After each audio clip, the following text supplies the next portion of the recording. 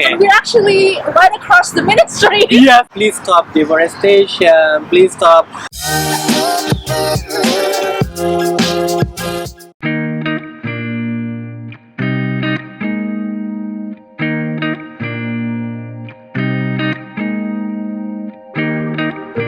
Hello everybody, welcome back to Zevaulia with me, Zeva. Today is a very special day because I am accompanied by one of my friends, Hafiz. Hello everyone, my name is Hafiz. Yeah, thank you so much, Zita, for inviting me to your channel. I'm very flattered that you invited me to. Me too, I'm very happy to have you here today.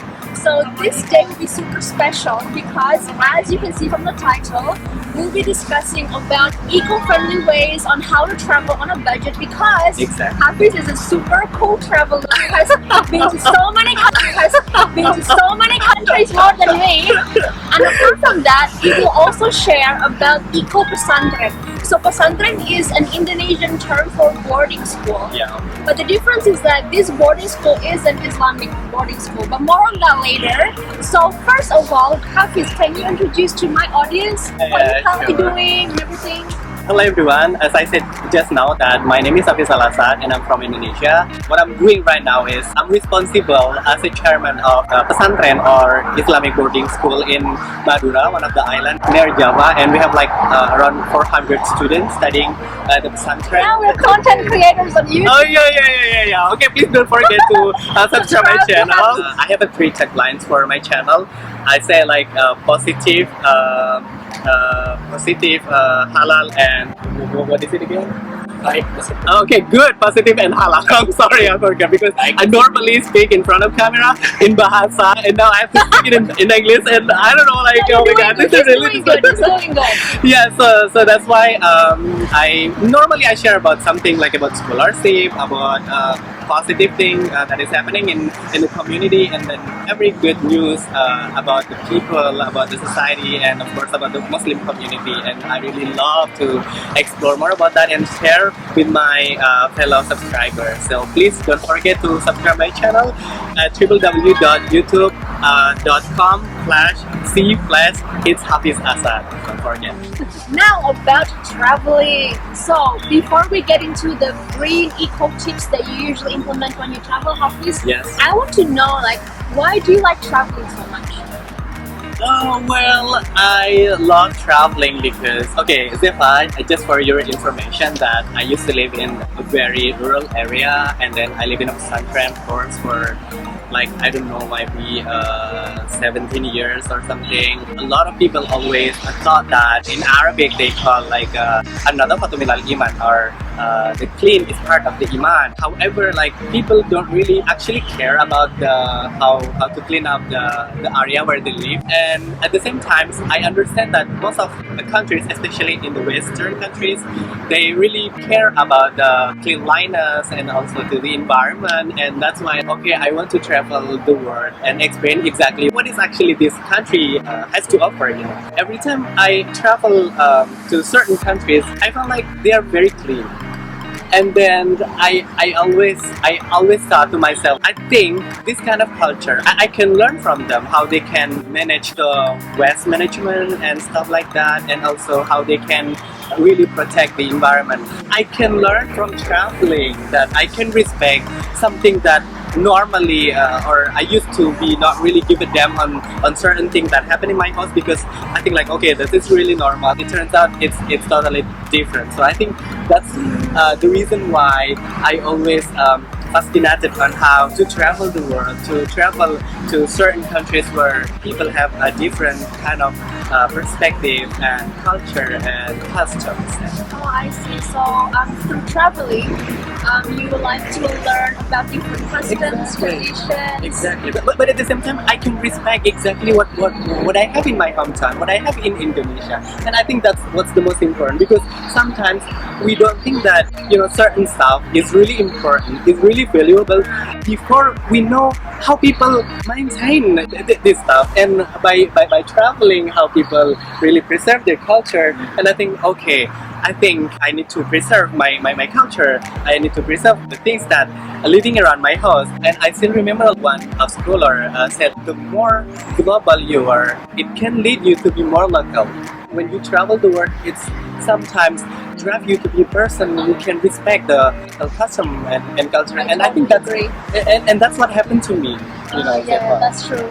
Sometimes we don't really value the things that we have at home until we're far away from it. Yeah. Exactly. Okay, now talking about traveling and all your experiences going around the world before the pandemic happened. Yes, okay. Can you share with us any eco-friendly tips that you have so when people travel abroad or within their countries, they can be more aware of sustainability? Okay, when you mention about eco-friendly, I think it's like about economy, but at the same time it's also about the environment, right? So basically, every time I travel, I always travel budget, Good way to go! Every time I go like somewhere farther, I will go with a kind of scholarship or something that is a program which was founded by certain institutions, because that's the only option that I have. I try to be not travel by my own money because it's yeah. So that's what happened to me. If you ask me what did I do to be more eco-friendly, of course there are a few things that I always bring and keep that in my mind. Like, of course, I bring my own bottle. So because every time I travel, especially in developed countries, they have a lot of tap water, so it's really easier for me, and also a lot cheaper because it's normally free, of course. So that's the first thing that I do. And then the second, before I pick a certain airlines, before I go to the countries, despite I consider the price that they offer, I also most of the time pick up the airline that is really care about the environment. Yeah, exactly. What airline is that? Yeah, well, I can mention the airline. Oh yeah. But like, yeah, right? Yeah, I can mention the airline. But however, I understand like certain airlines in Europe or maybe like in Africa, they create a program, one passenger, one free. I know it might be just kind of a gimmick or something, just like a promotion. But I think like considering the fact that they also care about the environment despite they produce a lot of carbon dioxide, I think it's also important that they actually try to be more environmentally friendly. So that's the second option that I try to consider. So you see their CSR, yeah? Exactly. What is their CSR? Exactly. And where their CSR go, And then the last thing that I normally do when I stay in a hotel, they normally change the linens every day. I try to, okay, not every day, maybe just like once in 3 days, because I think I still use that. I can still use that. I even like in my home, in my room, I just wash the linen once in a week. There's nothing a problem with that, because I know like sometimes you think maybe, oh, I already pay for the hotel so that I want to be do whatever you want. However, yeah, I think you have a right to do that, but I think it's also important to consider that you live here not alone. You live with other people, you live with other creatures, and I think it's good if you can just respect them by not really, wasting something that you actually can keep, something that you can maintain too. Yeah, I think that is super important that you mentioned that. As we know, like the hotel industry, they create a lot of waste and a lot of things that have gone to waste. For example, in hotels, like they use a lot of things excessively, and they also use different towels every day, but you can actually just dry your towels. And the turnover of the waste of food in hotels, sometimes there's a lot of food that is going to waste, and not many people like to really take into consideration for hotel food. But there's a lot of things that we can discuss about hotels.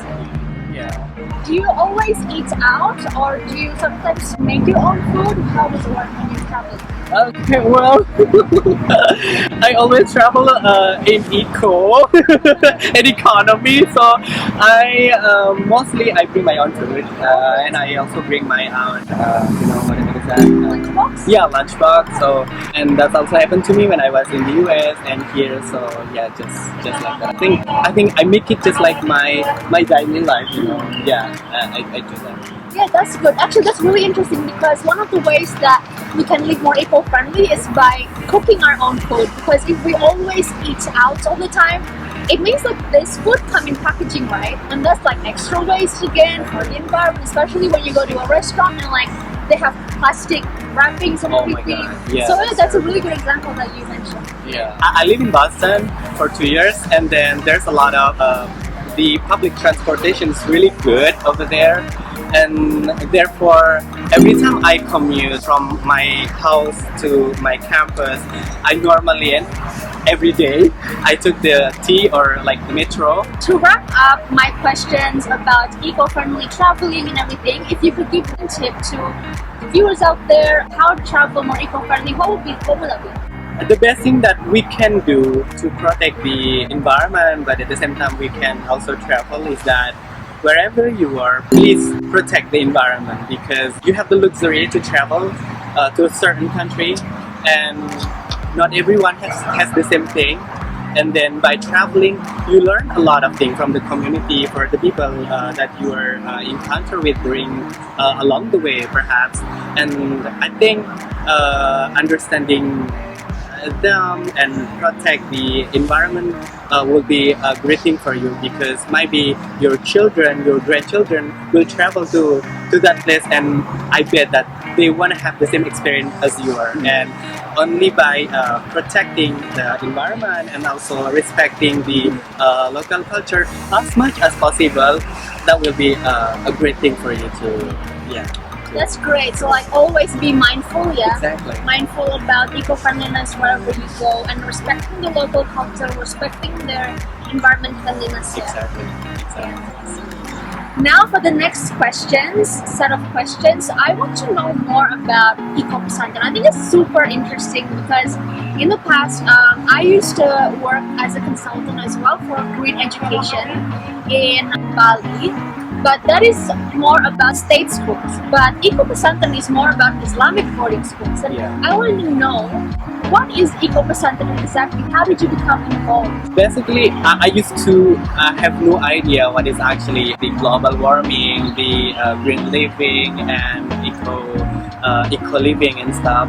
I have no idea. However, in 2011, I was invited to participate in an international conference called Tunza International Conference. Okay. And this was held in Bandung, your city. Ah, So this program was held by the Ministry Kementerian Lingkungan Hidup. What is it? Kementerian Lingkungan Hidup, Ministry of Environment. yeah, industry. Yeah. Okay. We're actually right across the ministry. Yes, exactly. So you're here.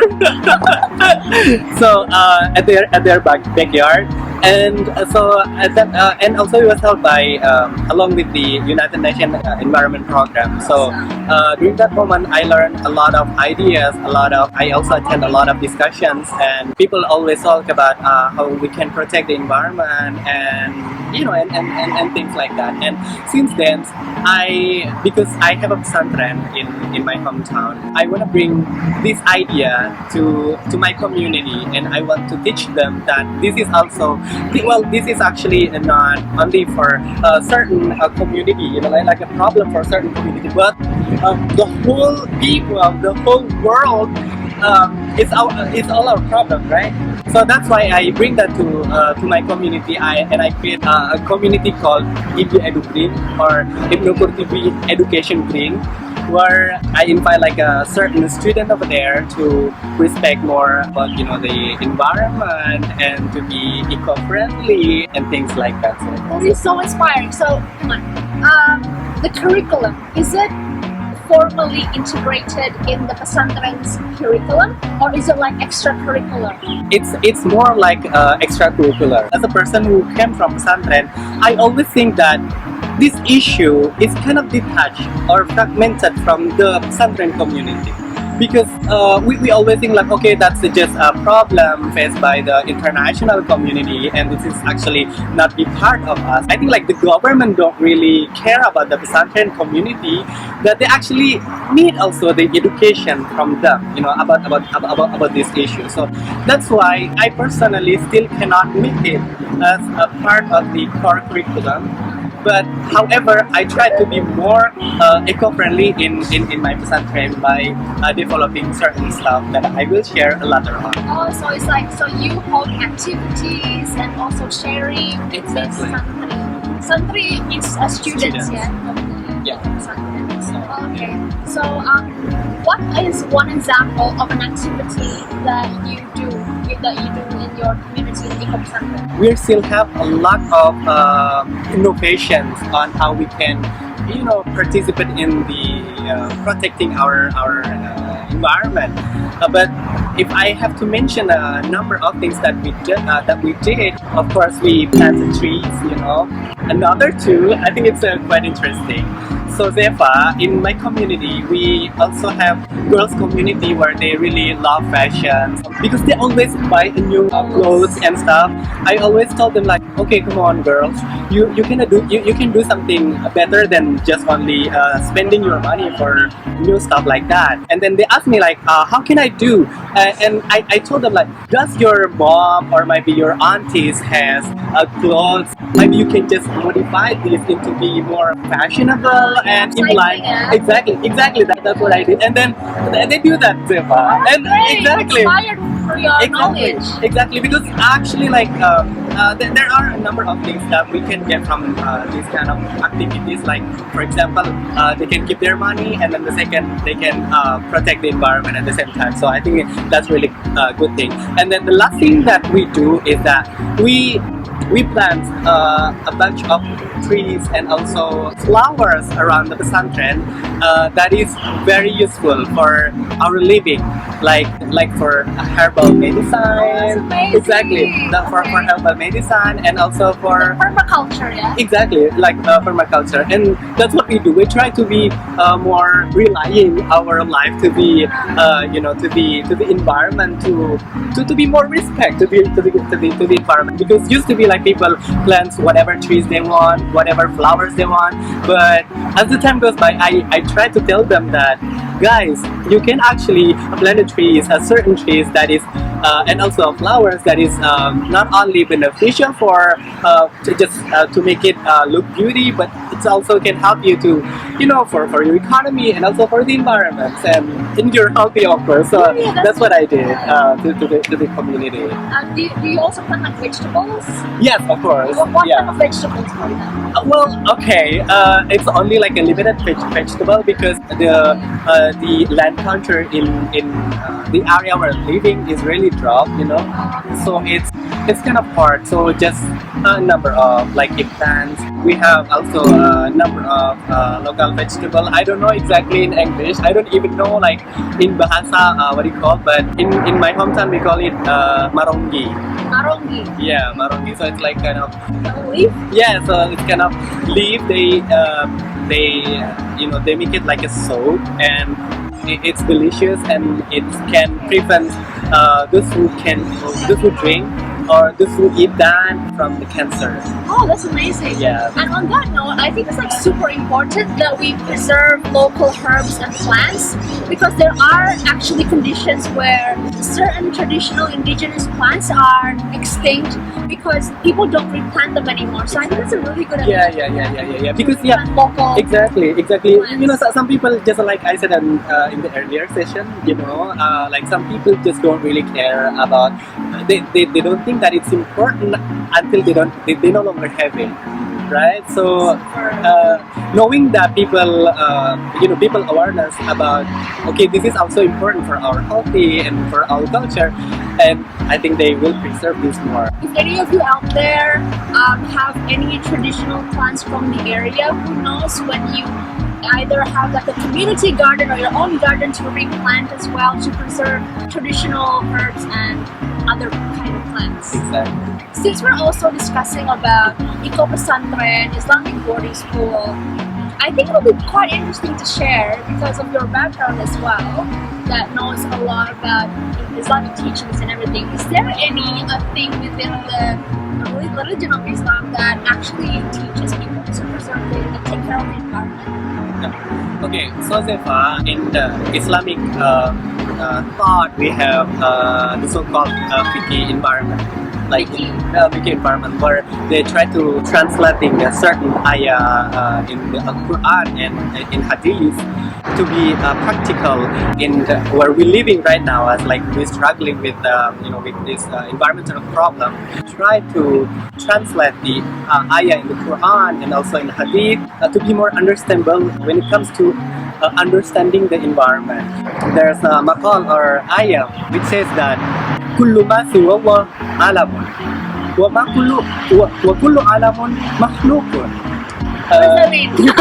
Okay, it means that everything other than Allah is creatures, and everything that is called creatures is this whole world. So it's actually between me as a human being and also the trees, the animals are actually the same. There is no difference. Everything are equal. They are as valuable as the other. There's something more specific on that, and I will read with you guys. So, Bismillahirrahmanirrahim. It is stated on Quran Surah Al-Isra in the 17th. Tusabbihu lahu samawatu as-sab'u wal ardu wa man fihinna wa inna min shay'in illa yusabbihu bihamdihi walakin la taquluna tasbihahum innahu kana haliman ghafura. So in this ayah, it states that every single creature in this world, including human beings, the plants, the animals, and the everything in between, they pray to God. It means that it's kind of illustrating that every single thing around us, they're actually creatures that living just like us, and that way by saying that, they want to say to all of us that they're also important. Because they are important, then we have to protect them. So that's why they kind of develop the tricky environment to transfer all these ayah and also the hadith to be more suitable with our current lives. And actually that's what they did. Oh, that's super interesting. So it's like saying how, apart from humans, plants, animals also have a soul. Yeah? Exactly. They are living beings. So but still, they're living creatures. They need photosynthesis, and they're living, and they have a soul. We're all the same degree of yes, exactly. So that's why we cannot destroy them. Please stop deforestation. Please stop, wasting your rubbish everywhere. Throwing your rubbish everywhere. I think it's really interesting how Islam as a religion actually facilitates that kind of knowledge and that teaches its followers, and also maybe humanity at large. But I want to add, like, even though like this community have already created kind of fiqh environment or like law in Islamic law about the environment, however, I feel like this community, like Islamic community, still kind of detached from the international agenda, like post 2015, for example, because I don't know, maybe because there is no a good cooperation between the government and also with the religious leader, so that's why they kind of find it very difficult to go and to communicate and to cooperate to each other for a better environment. So I think that's another problem. I think it's also because I actually met one of the Pesantren leader when I went to Ujung Kulon. You can actually see on my YouTube channel when I went to Ujung Kulon. So the Ustad there said that apparently for Pesantrens, it's not under the Ministry of Education. It's under the Ministry of Religion. And I think in a way for me, I think it's a bit problematic. I know that maybe because it's not like a secular state school, that's why it's put under the Ministry of Religion. But I also agree with you, there needs to be better cooperation so that education quality in Pesantren as well can be even more amplified, especially knowing from Hafiz how you explained that in the faith itself, they also do a lot of outreach about the importance of taking care of the environment. That would be amazing if we could match that with also the larger education at large about sustainability, and that will make the quality even more better. But I'm really thankful that there are people like you in the Pesantren community that tries to, bridge the gap. That's like one of the things that we really need to work on is if we find in our community that there's something that is lacking, it'll be great if we can just take the initiative to fill that gap. That's what Hafiz has been doing. So he sees the gap in his community, and he knows the privileges that he has received from Tunza and UN, and how to harness that knowledge that he has accumulated into solving a local problem, into filling a gap that exists in his Pesantren community. So I think it's very inspiring. We should take an example from that as well in our own communities. Yeah.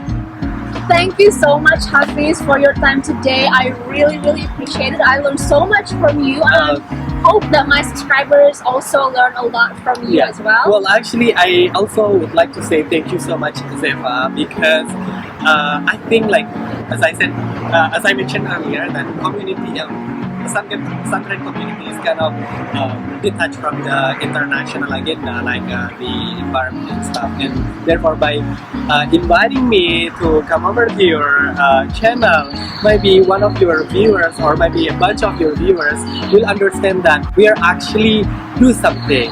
We are currently doing something for the environment, even though might be like two different paths, two different way of to address the problems. That's true. That we have our own ways in addressing various problems in the environment. On that note, if you all want to know about Hafiz's activities in the larger scale, because of course he doesn't only discuss about Eco Pesantren in his YouTube channel, there are many things, really fun things that you can watch. You should also go over to his channel. I will put the link in the description box down below to his channel, so you have to go check that out after you watch this video. And don't forget to share around, because I learned so much from you today, and I'm sure that many people out there will also learn a lot from this video. So thank you so much for being here. Thank you so much. And yes, so that is all, and I'll see you in the next video. Bye! Bye!